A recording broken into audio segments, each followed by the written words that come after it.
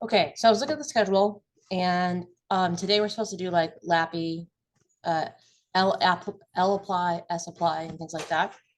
But I realized I was going to do you disservice if we didn't spend some time talking about how to work with strings and dates in R. I work with strings a lot because you're reading data and you got to do weird things to it, like split things up, or there's two pieces of information in an Excel file you get from a collaborator.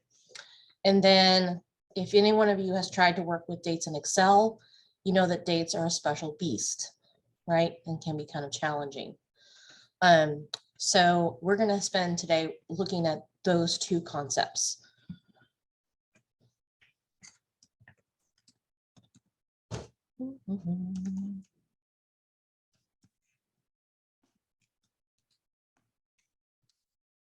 Okay.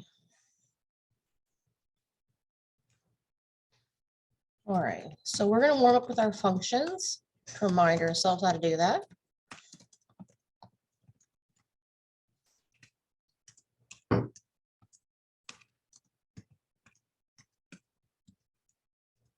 Recording in progress.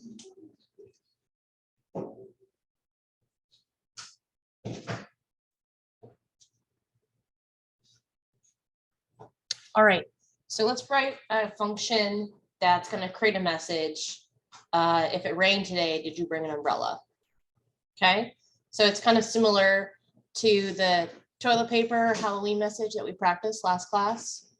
So there's going to be an if-else statement, and where the input will be whether it rained or not. All right. We'll give this a name, umbrella. And the syntax for this, of course, is function. And in the parentheses, we're going to put what our input argument is going to have to be. And so we'll just say R. And remember, the body of the function is going to be encapsulated in our curly braces.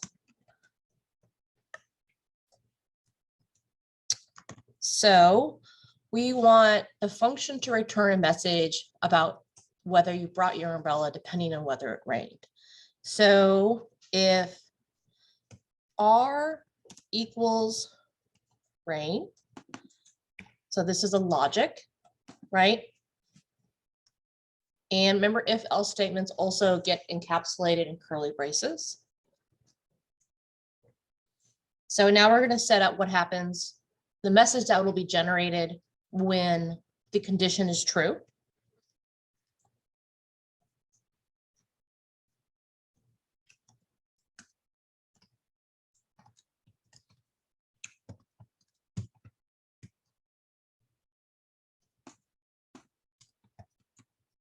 Now we're going to set up what the message should be if that condition is false. We don't actually need to do paste. We're just going to do print. I'm not actually pasting anything.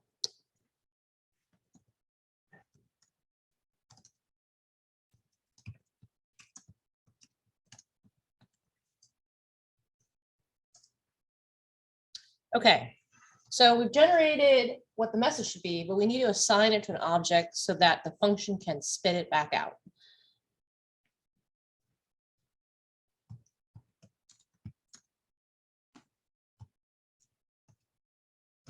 We're going to try this both ways. If you may remember, you can either set up a function to have no return value, which means that it's going to return the specific object that you tell it to output. If you don't have if you don't add the return code, it's going to default to like whatever the last expression and evaluated was. So we'll see how this function behaves using those two different scenarios. So in this scenario, we're going to actually have our return function.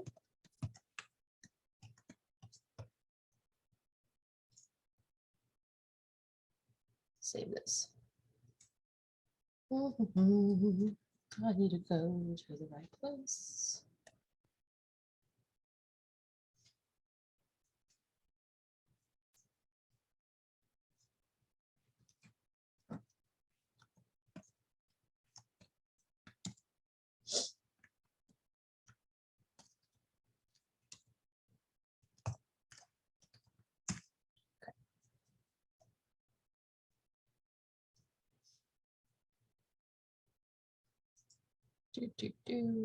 Unmatched. No, there is a bracket.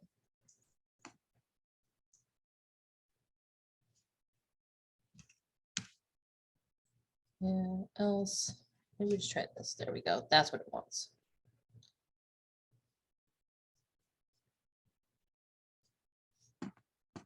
All right, so we're going to run this to load it in our environment, and you can see that it should show up here under your functions panel.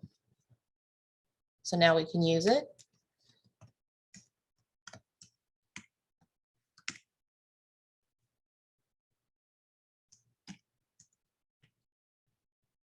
Da-da-da.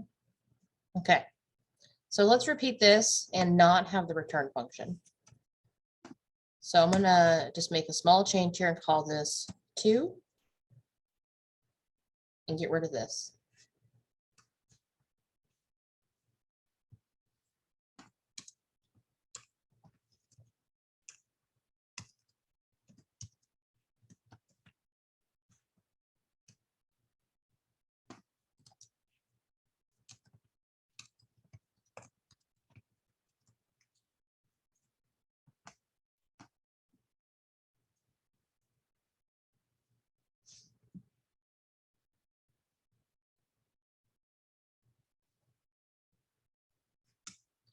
All right, we'll repeat. Our input argument is still rain. There we go. If we do an untrue test,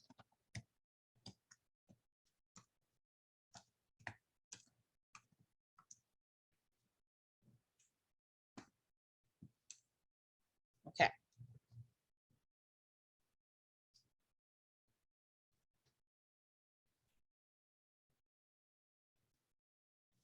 So with functions, you can do a whole lot of things inside of them. You can have stacks and stacks of other functions. So we're starting simple now, but like conceivably, if you wanted to write a whole script and put all that work that you're doing inside a single function, you could do that. It's not recommended, but you could do it if you wanted. Functions should be very dynamic and flexible. And so oftentimes, like the more stuff you add, if it's like specific to what your work you're doing, it can get kind of specific. And so its flexibility diminishes. Okay.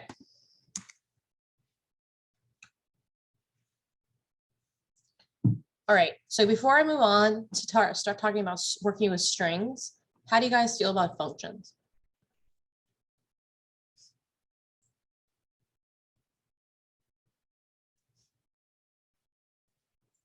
Yeah, okay. All right, so I want to give you an opportunity to practice your functions. What I'm going to do is, because they're included in your exam 2 content, is I'm going to create a like a homework assignment for you guys to practice, and with the instructions that if you guys get stuck, you need to just let me know so that we can make sure that you get the help you need in a timely fashion. Okay. All right.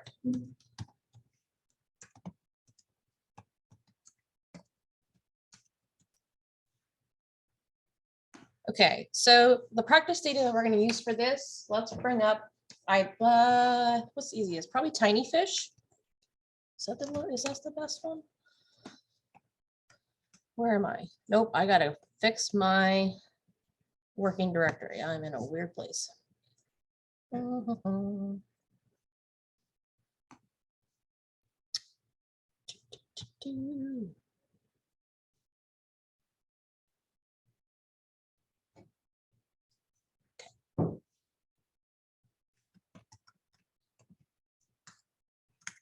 All right, do you guys have access to this data set? Okay.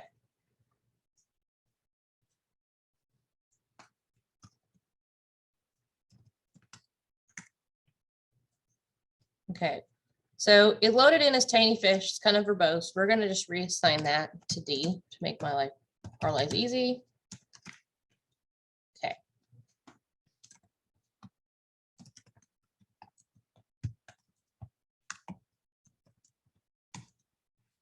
All right, and what we're going to work with for right now is the text string in this transect column. So we're going to practice breaking it apart, grabbing specific character elements out of it, and then putting it back together. Okay. Why is this useful? So a lot of times with like sample IDs in your labs, it's going to be a long character string like site, number, date, right? You've probably seen that on bottles. And so that's what's included in like Excel spreadsheets or catalogs when you're trying to keep track of all your stuff. Well, and that is awesome because it's a one-stop place for you to look at the jar and be like, okay, this was collected on November 4th and it's from site 4, right? And so that way you don't have to duplicate that information on like a data sheet. It's all kind of one there. But one of the challenges with that is that when you have like a long string, so let's say we have something like this, use my example, site 4, November 4, and I don't know, sample 1. Okay, we actually have 3 pieces of information here, right? And if we want to look at how things may vary in space or how things may vary in time, we need to split that up, right? So that we have time on it, we have like the date on its own, and we have the site on its own, right? So you're going to find yourself in a position where you're going to have to take a text string and like split it apart and then reassign those individual elements to their own columns. Okay. So we're going to work with this little example, and then we will repeat that here with transect. All right. I'm going to assign this to an object so I can work with it. I'm just going to call it T.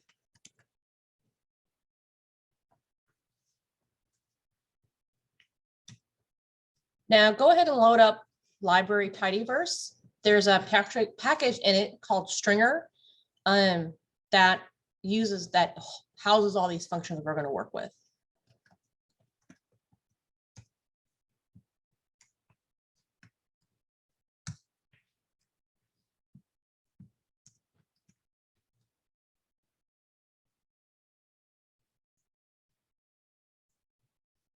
Here it is. See? Yeah. Okay.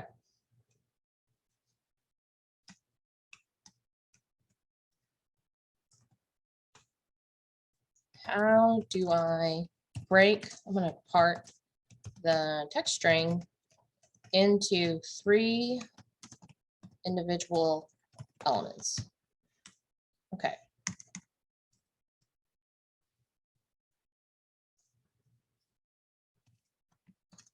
The function for this is called string split. Yeah. Okay. Maybe my break apart split. There are 2 versions of this: spring split and spring split fixed. Fixed. What's the difference here? Okay. So in string split, you don't have to define in the arguments like the number of things. You just have to define the pattern. That's the element that's like basically separating the different things. Okay, so let's what these arguments are. All right, so we'll do string split first. Okay, so the input is the string that we want to break apart. So that's T. Pattern is the character that is essentially connecting the pieces together. So in our example, it's a hyphen.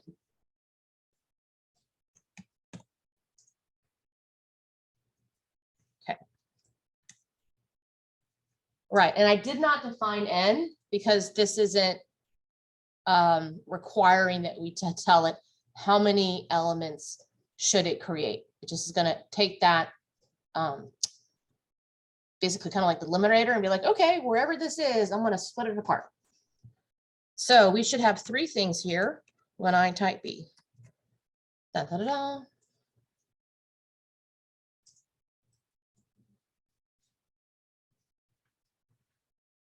So this is now generated in the list format. If I do class B, it should say that it's a list. Yeah.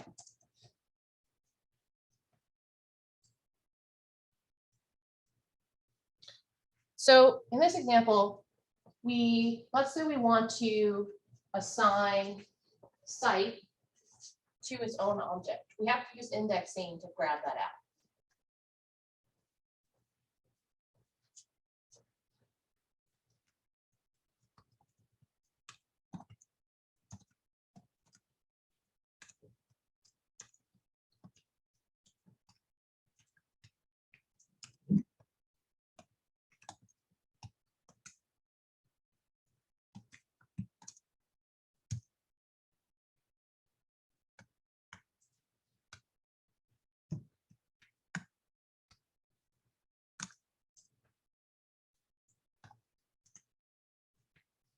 Another way that this could work, let's try this. I think this would work too. Not sure how explicit I need to be. Nope, I got to be very clear. This does not work. All right.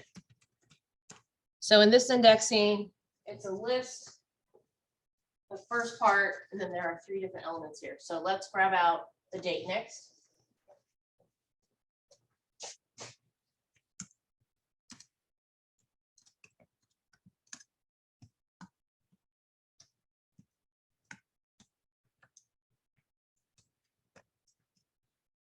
Okay. So on and so forth.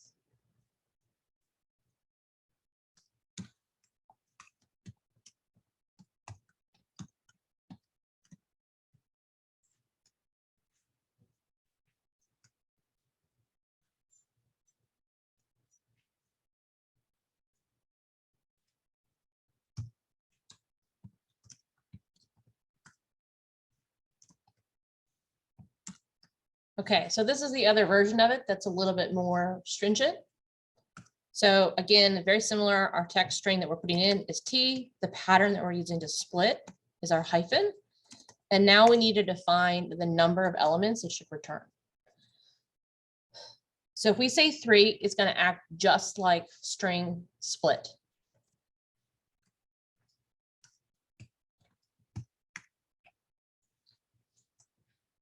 But it doesn't return it as a list. I don't think so. Make sure class be fixed. It is a matrix. I like this for one reason, is that for me, it's more intuitive about how to pull out the different elements, right? Because if we scroll up here, we look at line 45. Let's do B. So you gotta let's say you had 10 things here, right? It's kind of a long text string, but you get my point. If it was really extraneous, you'd have to count. You'd be 1, 2, 3, 4, right? To find the right one. Well, with string split fixed, it creates a matrix. And so you're like, oh, November, the date, it's on row 1, column 2. So it's just a little bit more intuitive to pull it out. Okay.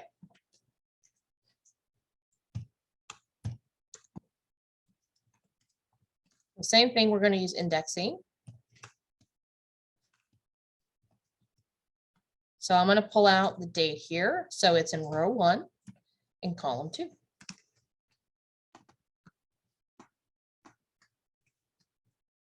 There we go. Okay, so what happens if we change this number of elements up here?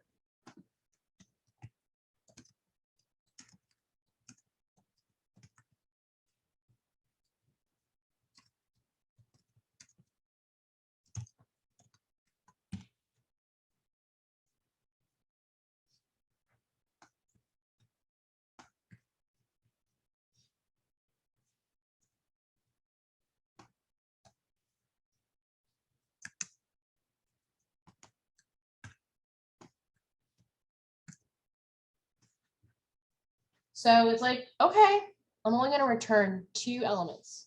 So it's going to start from the left and work towards the right and split them up. And so that's why in the first row, second column, the date and the sample are still together. So the key difference between using string split fixed and string split.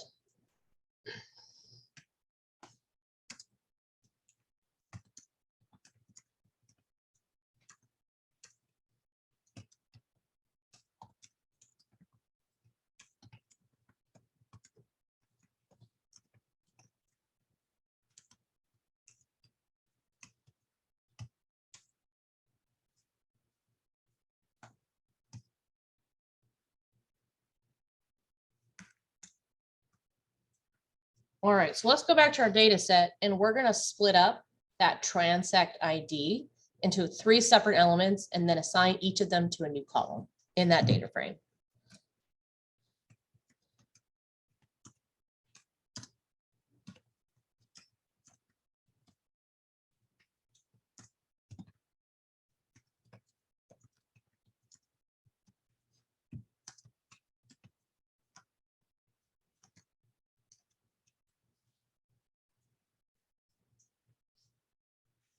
All right, so I just showed you how to do this. I'm going to pause here and let you work on this. First thing I just want you to do is split the elements up. If you want to try to assign it to a new column in the data frame, go forth and conquer, but we can work through that next. So go ahead and split up that transect column here into 3 separate elements.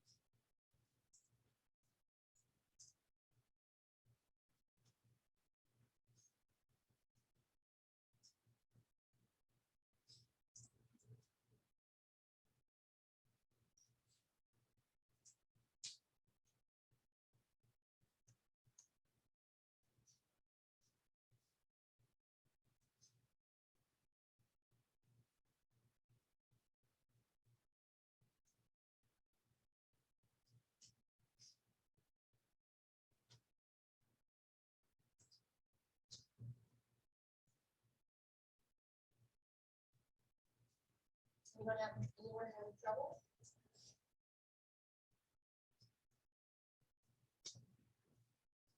You do.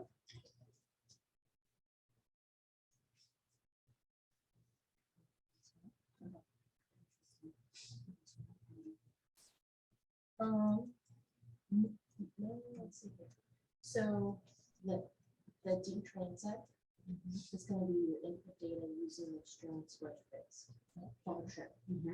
So instead of T, it would be D transect.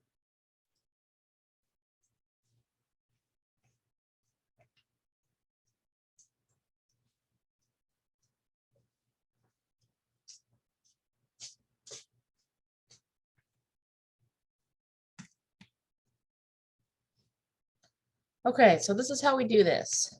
So, just to do this one piece at a time, let's see here, we'll call this TR. And I think I'm going to use my string split fixed.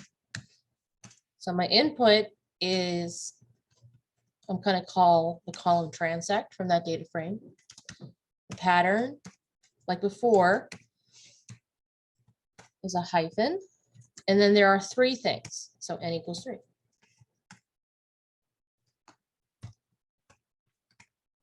Dun, dun, dun, dun. Okay.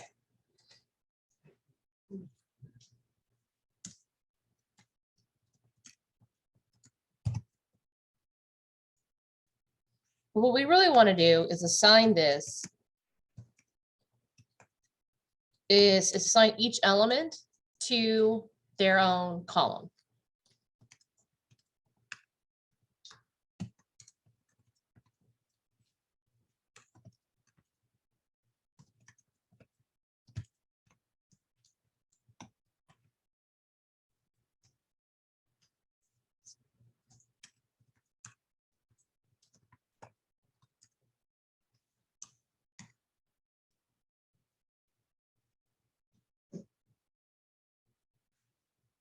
Oops. Go back over there. There you go. Stay over there. Okay. All right. So we're just gonna do this. Let's see here. So we'll call this first one ostrich ear. And so I'm gonna grab the first element here. So I'm just gonna actually not grab our object. We want to make a little bit tidier about that. I'm just copy and pasting this down here. I'm just gonna repeat my work. And all the data that I want is going to be in that first column. So I can go like this.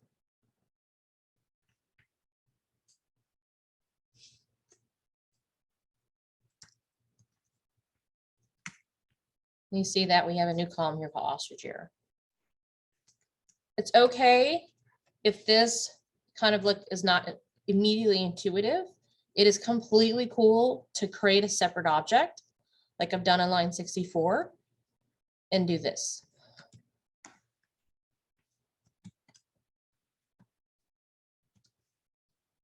Those two things are the same.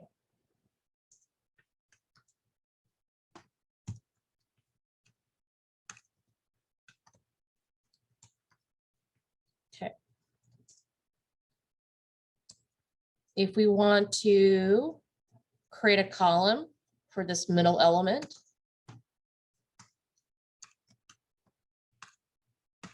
assign values in the second element, 1E to a column in array.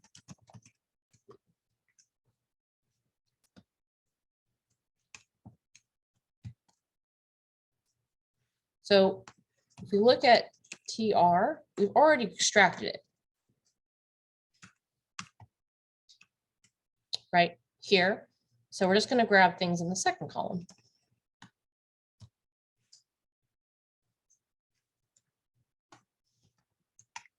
And there we go. You can also, of course, do this. These are the same things.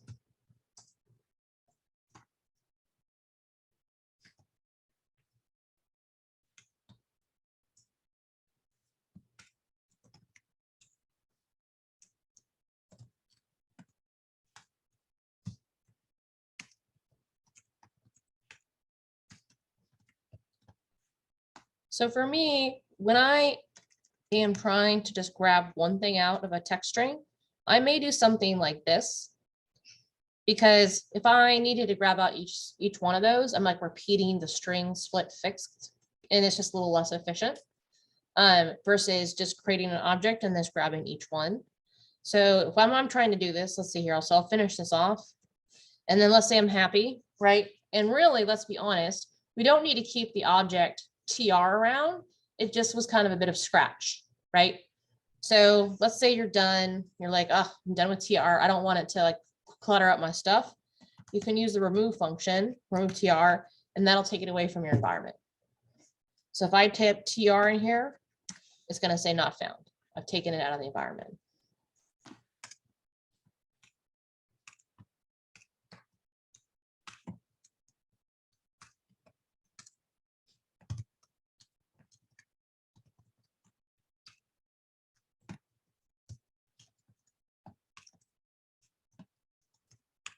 Ooh, spelling, Lord.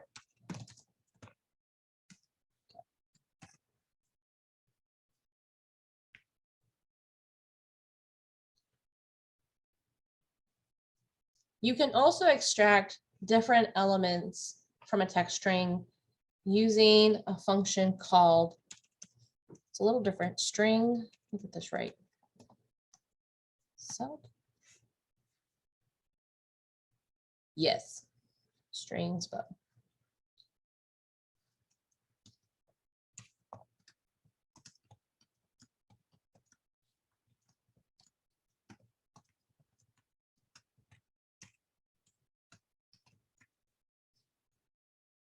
okay.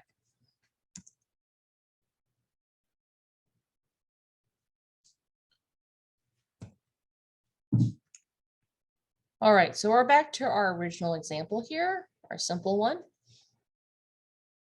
And let's say for grins and giggles, you need to pull out, you've got a whole list of samples and it's sample 1, 2, 3, 4, and you want to put that number in its own separate, did I see a hand raised? Yeah, my columns don't. Okay, let's figure out why. Are you on Zoom? Yeah. Do you want to share your screen? Hey, only give me permission. Okay, go ahead.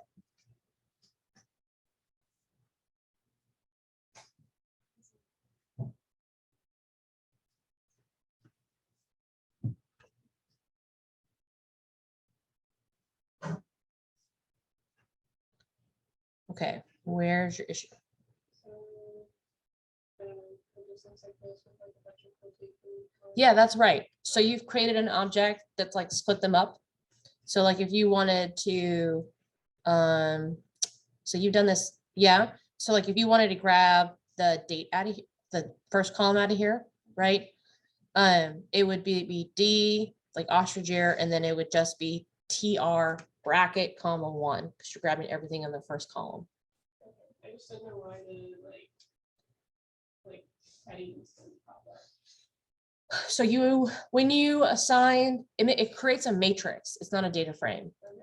So that's why it looks like it's in an array format, right? Yeah. So there's no headings. Yeah, so you did it right. Okay.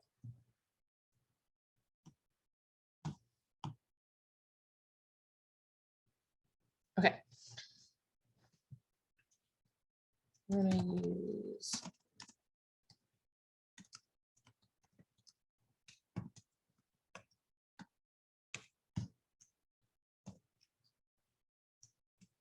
Okay, so string sub, and let's look at these arguments. So our first thing to tell, it's what string are we messing with? That's going to be T. That's what the name of the object is. Start and end. What the heck do they mean here? So the way that this one works is it's counting each character from left to right if it's positive. And then, so you're going to tell it what character, position of character to start at and what character position to end at. So let's make it simple. Let's say we wanted to pull out, we'll do this one in a second. We're going to pull out everything in sight. We're just going to pull up the word sight. So our first, the start would be 1, and then the end would be 4. 1, 2, 3, 4.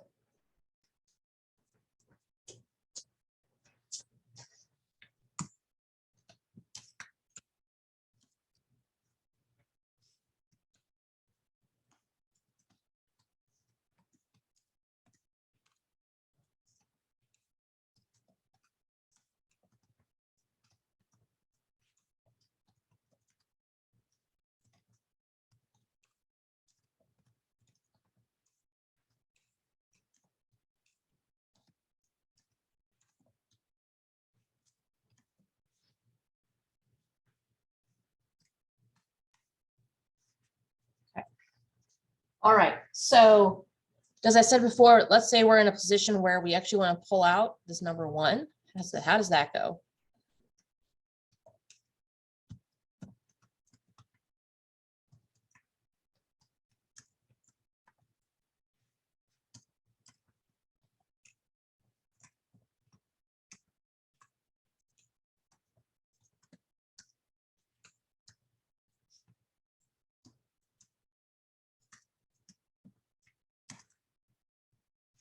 So you can use both.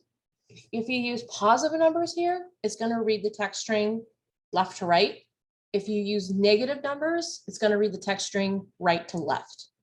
So you can, if you wanted to, we can count all these, but I'm lazy. And so I'm like, okay, I'm just going to use a negative number because I know it's at the end.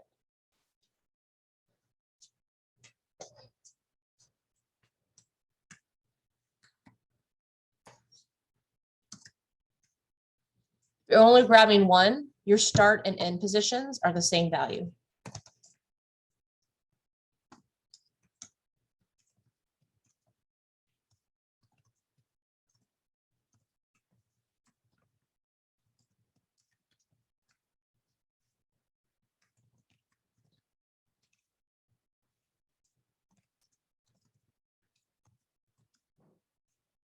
some notes here to make this. And then the other note was positive values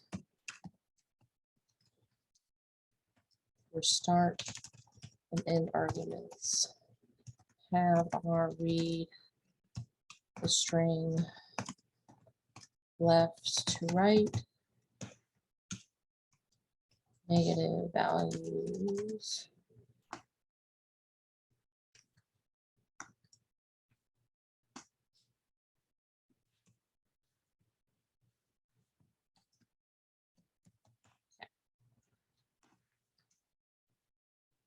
There you go. Okay, what if we wanted to repeat that and grab everything from sample, but using the negative values?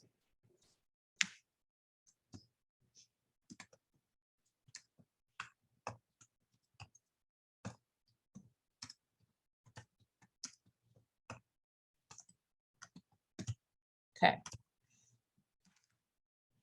All right, you guys give this a go.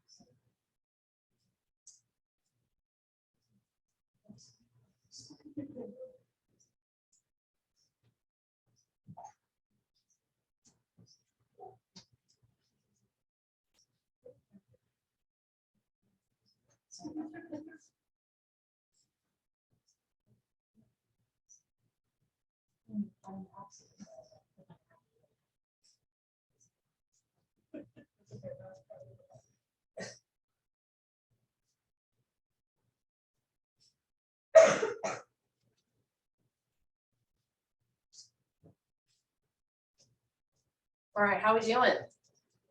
Success? Raise your hand if you were successful. All right, who struggled, Leslie?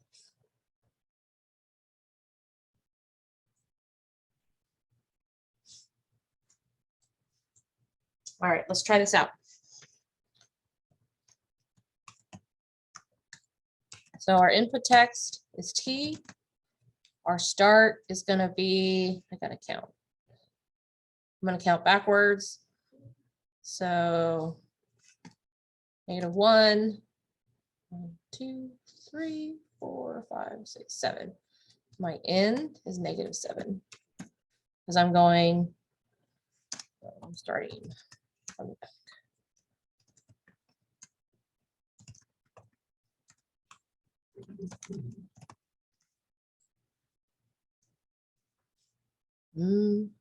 What did I do wrong? What? Yeah. Yeah.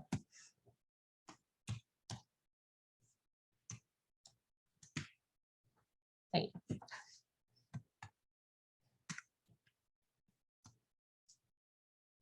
This perfectly encapsulates coding. I use this function all the time, and then I do it, and then it doesn't work. And then you question yourself, and you might have an existential crisis. And then you're like, oh, okay.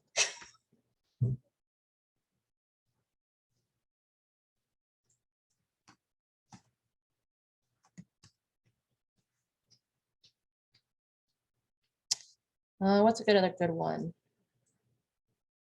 Yeah, okay. We're going to end on, we're going to use grep.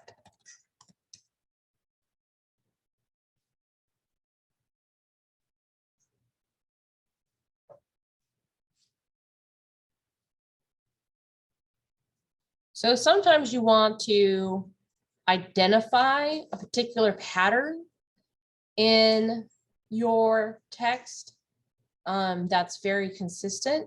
So this is a bit similar to our string split fixed, where we identify like the hyphen to split things apart. but instead of identifying as a delimiter, grep is about using, if you want to find a consistent element across a bunch of different texts. So what's a way to think about doing this? Yeah, we're going to use our sample again. So let's say we want to extract all the S characters from our text string T. Okay. All right, so there are two S's, right? So the pattern we're looking for is S, and then our input is T. I'm missing something.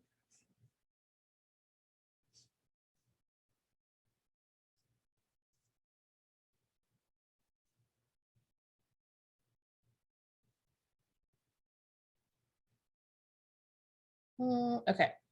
What's going on with this? Hey, come back.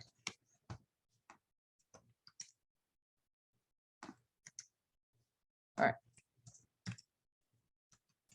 So when we run this, it's basically creates like an index. So like the first character had an S, and so it's like 1. It's another way to do the string. Another way to do this is string detect. So our string is T, our pattern is the letter S. And so again, this is a logic.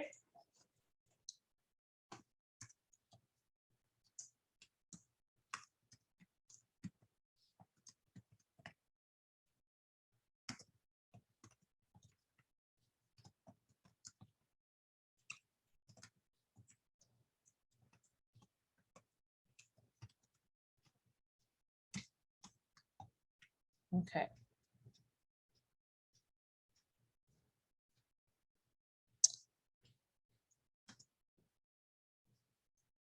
There are things you can do. Let me make a note about this here. So both of these.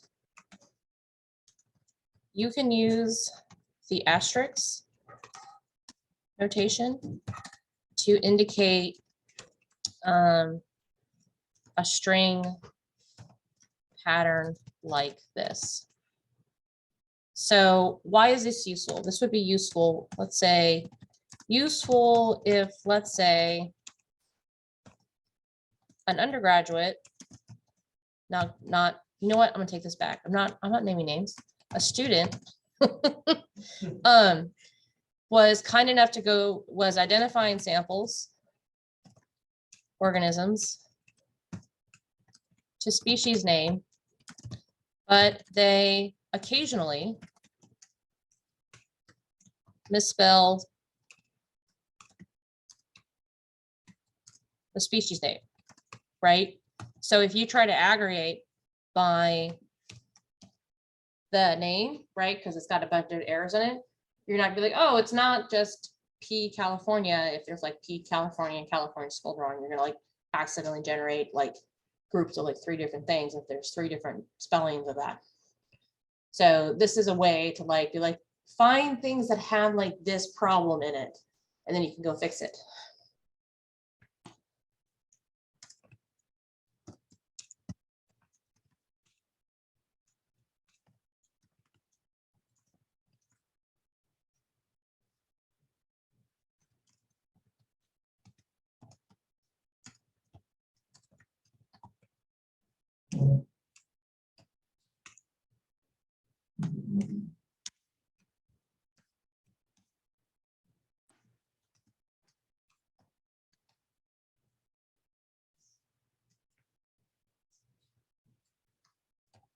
If you go on Stack Overflow, you can get real wild working with strings. It can be a crazy hole. So we're not going to get into that, but like if you start to have like a real kind of complicated thing, Stack Overflow again is a good place to start. And if you get stuck, you can also just come find me and we can work on it together. So, all right. All right, so we're going to shift gears now and talk a little bit about working with dates in R, because they can be a little bit of a different beast.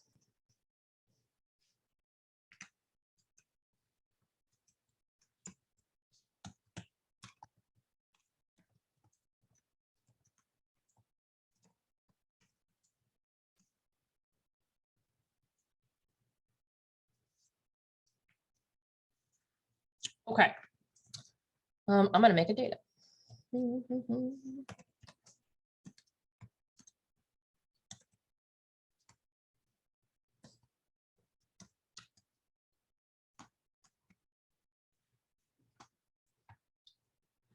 So oftentimes when we have dates like this, like in an input file or an Excel file or whatever, Excel does its own bizarre things with dates. Once you learn how to do dates in R, you'll never go back to Excel. Whew, Lord. Like, doesn't Excel still like start their dates at like 1970, or is that an older version? Anyone encounter that? Anyway, there were some weird things that they did. So we're gonna turn right now. This is a character. If I do class today, I don't think I ran this. It's a character.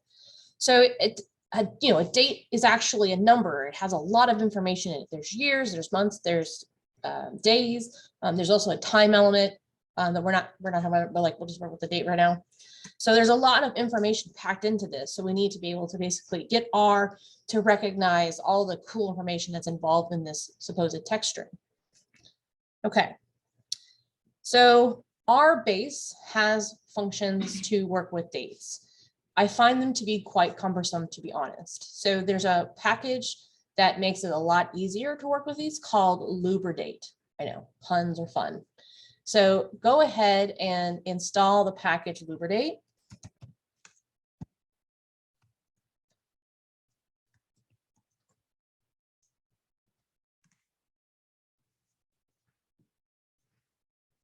I'll give you guys a second to install it.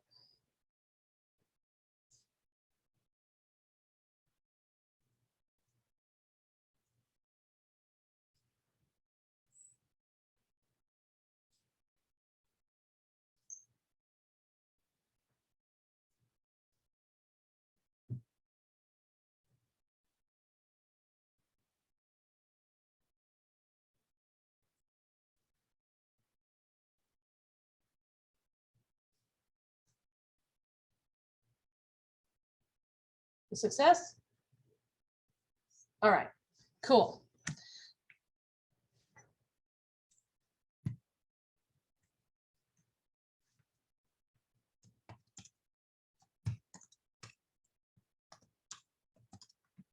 So we're going to turn this into a date.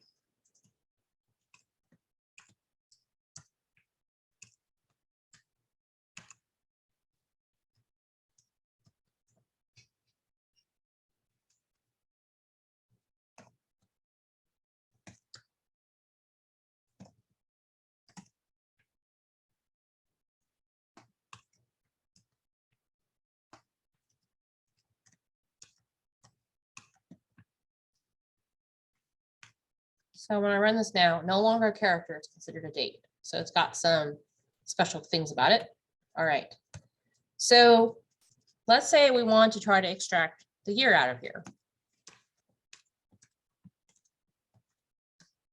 This year function is from the lubridate package. Bless you.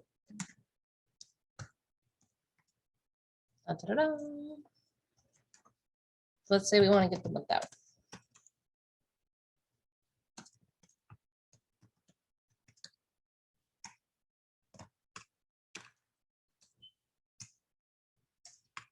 Ooh. There we go. And the day. Bless you. Oh no, everyone's getting sniffly.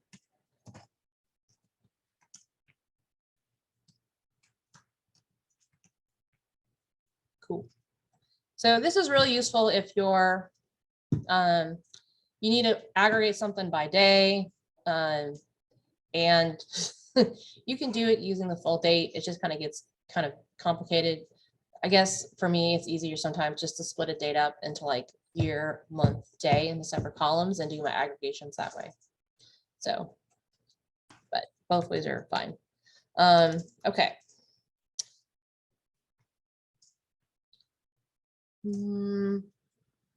There, if you go on our Moodle page, I put a bunch of cheat sheets up there, and one of them is for this package Lubridate.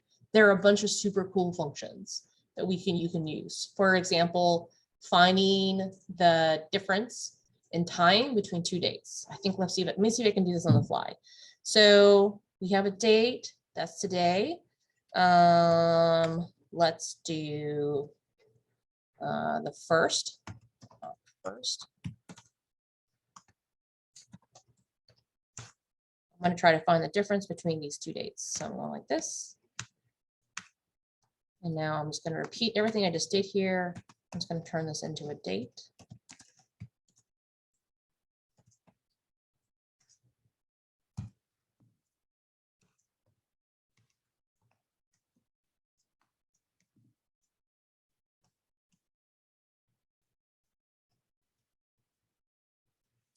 I actually have to look. I don't remember this function. I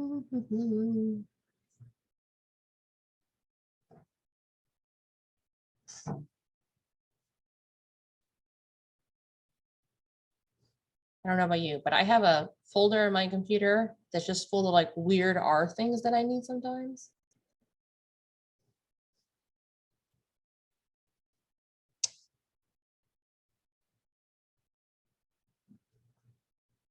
Let's put it all in the cheat sheets. No.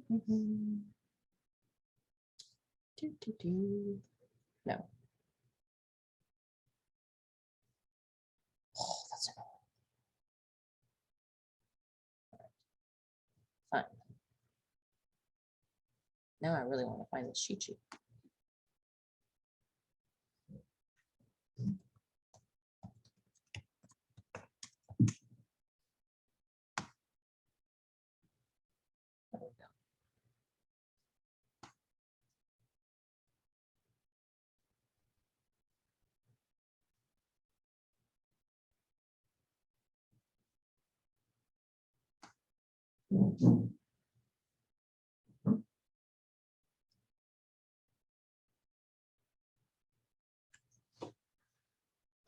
Okay, let me make this bigger.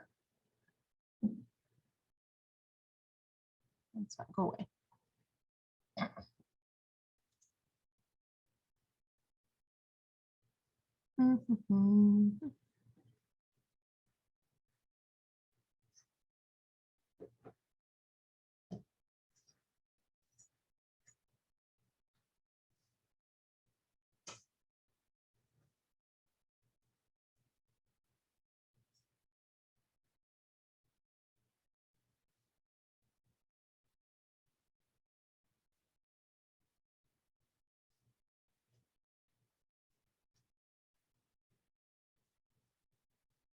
Just difference actually.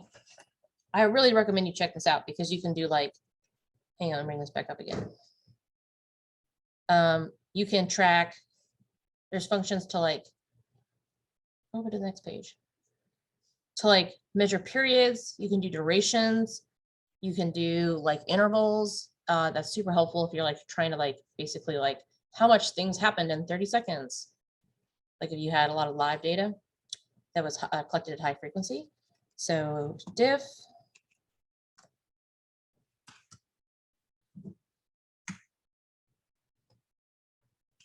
Today.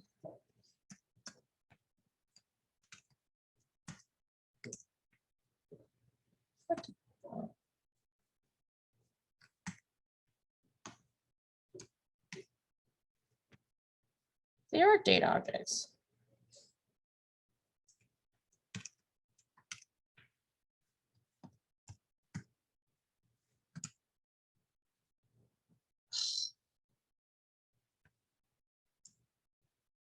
All right, this was a bit of a fail. I'm gonna figure this out later. All right. All right. Okay, so another thing that we need to be mindful of is like oftentimes we have dates with times and we need to set those also up to be like specific dates. And sometimes we have to assign time zones, and those dates can come in different structures. Like if you get data from a collaborator or no, whatever, it can be in a variety of formats. There might be backslashes, there might be dashes, right, to separate the year and the month. So how do we tell it when we have kind of a smorgasbord of formats to recognize that a character string is indeed a date?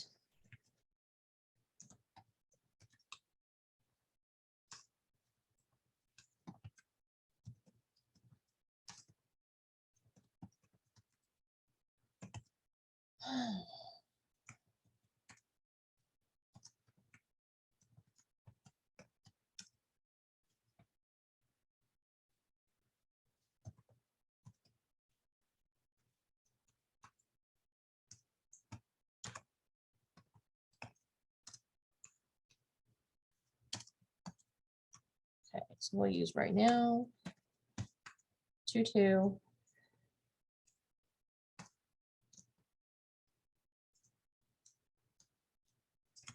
And then we're just going to use today's our time right now. It's 10:31. I don't know, 40 seconds. Okay. So there's a date and time finally, right? We have hours, minutes, seconds. Okay. To get this in a date format that we can use a couple base R functions. One is strip time, and the other is as, I'm going to make this not pronounce this right, as POSIXlt. So it looks like this. The first, we have to nest strip time inside of POSIXlt. So the first thing we're going to do is to do this. Step 1, strip time. Our input is our text string that we're doing. So in our case, this is date format.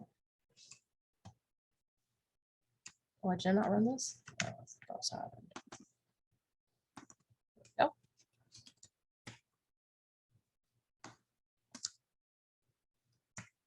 Okay, so the second argument for this function is it needs to know how the date looks. So we have to give it a specific format so that it can start to translate it into a date object in R.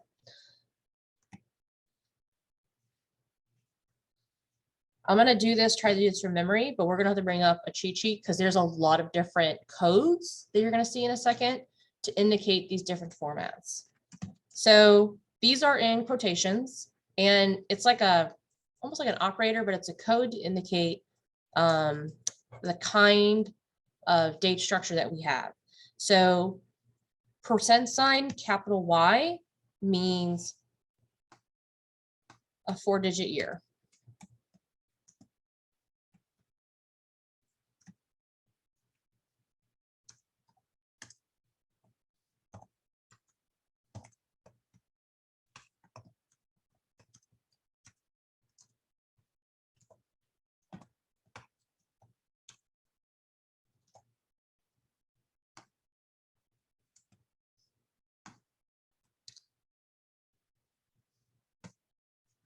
We then are separated by a hyphen. And so each one of these codes is going to have a % in front of it. Lowercase d indicate, lowercase m indicates a 2-digit month. Again, I'm doing this from memory, so you might have to make sure I check my work. And then lastly, it's % and a lowercase d indicates a 2-digit date.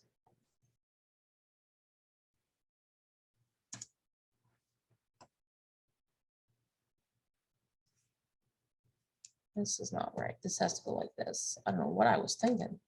This is all one text string. Get it together, Kelly. Okay. So now we're going to do the time part.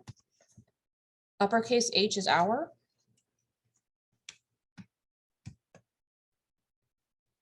Uppercase M is minute. And I think uppercase S is seconds. Oh, OS works too. I believe we use OS if we're trying to be like more specific in terms of like we have like decimal seconds. Yeah. So like if you have like a high-speed camera and you've got like less than a second interval, definitely use OS because that's going to preserve your decimal seconds. And then the other thing you need to do, side quest. Side note. If you have a time with decimal seconds, you need to set up at the top of your script something called options. Digit sex equals 3.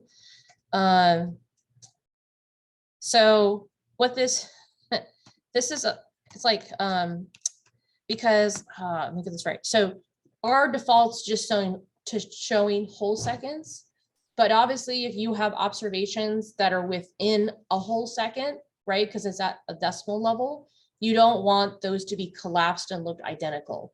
So when you put this options in, it tells R, no, I need you to preserve those decimal seconds.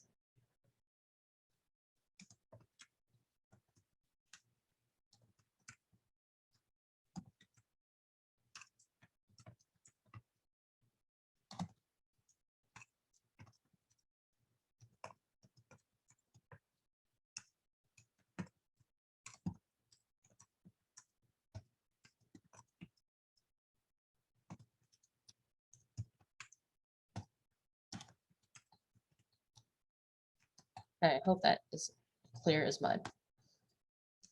Okay. All right. And then the time zone is also a fun formatting situation. We're gonna look this up. So I know this offhand. Our central time zone is America, and I believe it's Chicago.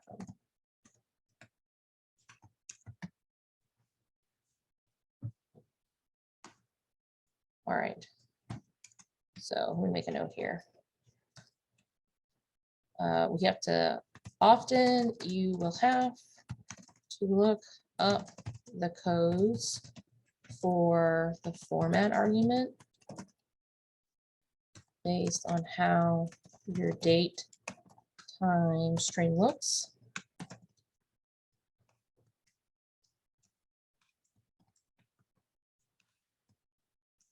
And then second, you may need to look up the time zone for the TZ argument.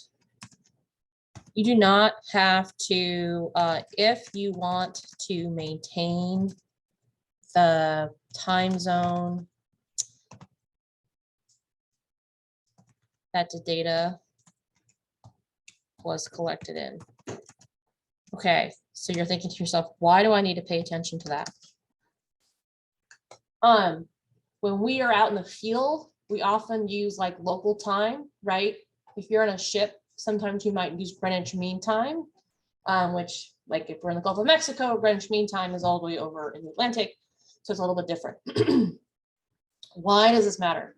It only matters if you're trying to calculate things like when midnight is, or like when the sun rises or something like that. And you want to maintain the integrity of the time zone that the data was calculated in, because R will default to the time zone that your computer is physically located in. So I had a situation when I was a postdoc where we were collecting data off of the coast of Florida. Our time zone was Eastern Daylight Savings, so we had like savings time, right? And we were working with like really specific high frequency data, and we wanted to detect when midnight was. And we needed to know the difference of time. So I got into, I learned this the hard way, is that, so then we collect our stuff and we're happy, and then we fly back to Oregon, which is on the West Coast in a whole different time zone where my physical computer's at. And so I'm doing stuff and I'm not getting the right times.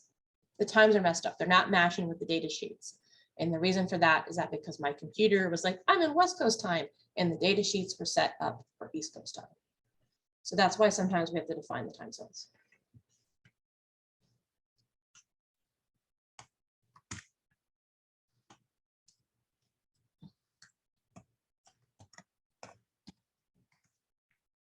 Okay.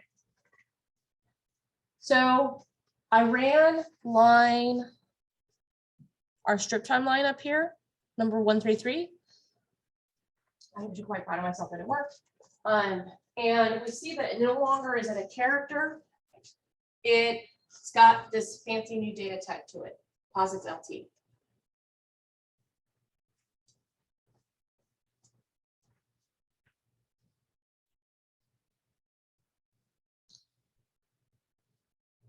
Let me stop sharing for a minute.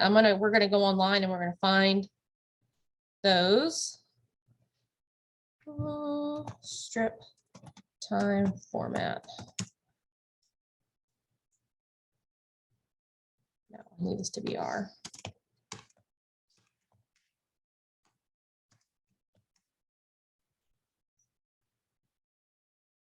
It's purple because I visited a lot. Okay. Let's see if I can make sure I share my screen. Okay. So I just typed in strip time to find the information. This is like the same thing that's in the help. When you type help for the function, this is just, not in a tiny window. Okay. So, woo, time zone effects. Da, da, da, da. All right, at the bottom here. See if I can zoom in.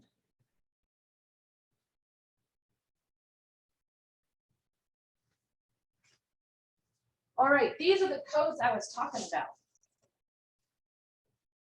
Day of the month, date format, date time. So there are a lot of them. We're going to scroll down here. Days can come in a lot of different forms.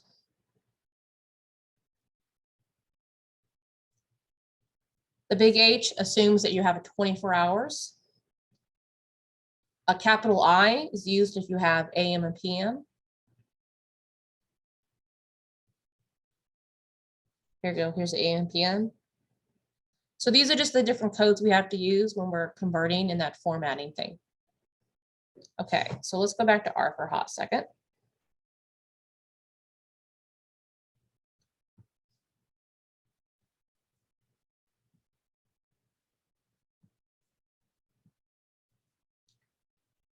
So you just pull those codes to match the formatting of your dates. So this is our example here. So these codes just have to match the format of what your date is here. Y'all follow? Okay. Time zone is not required. And defaults to the time zone your computer is physically located in.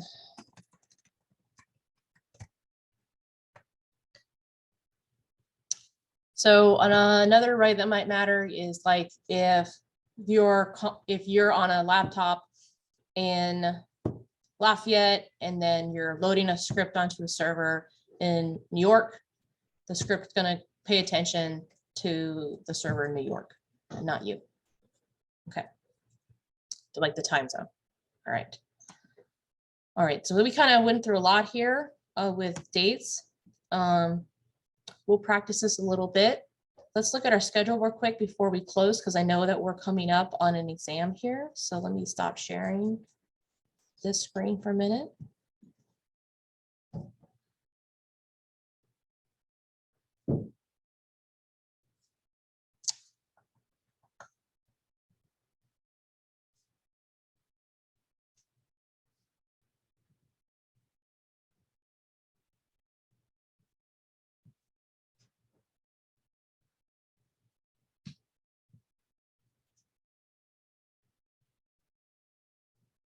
Okay, so again, functions is the last thing that's going to be on your exam 2.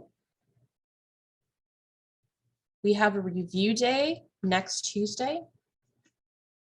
And then you're going to get your exam on Thursday, the 20th.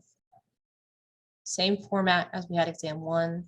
Just take home, get a couple days, that kind of thing. All right, so come questions on the 18th. I'm going to finish grading your exercises so that you can have some feedback. But if you have any, if you feel like there's areas where you have a struggle bus, please make a note so that we can go over those on the 18th. Okay. All righty. Thanks, guys.